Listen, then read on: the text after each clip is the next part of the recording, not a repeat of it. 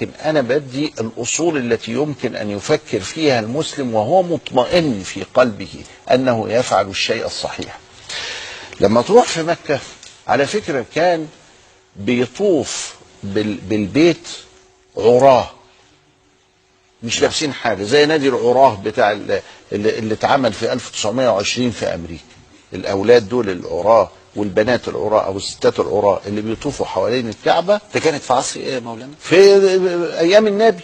ايام النبي عليه الصلاه والسلام. ايوه النبي عليه السلام ما هو موجود. والحمص دول يسموهم الحمص بيعملوا كده، بيقولوا لا ما نطوفش في البيت.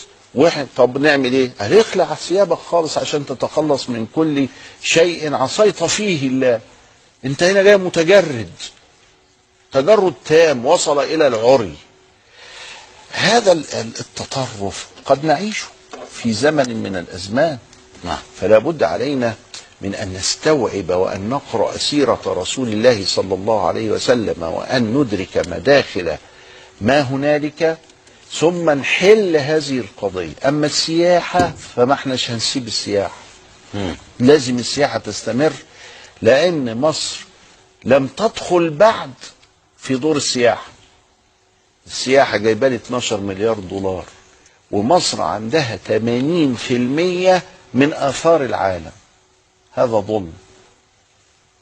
لو دخلنا في السياحة لا، مصر هيجي لها 240 مليار في السنة في أول سنة.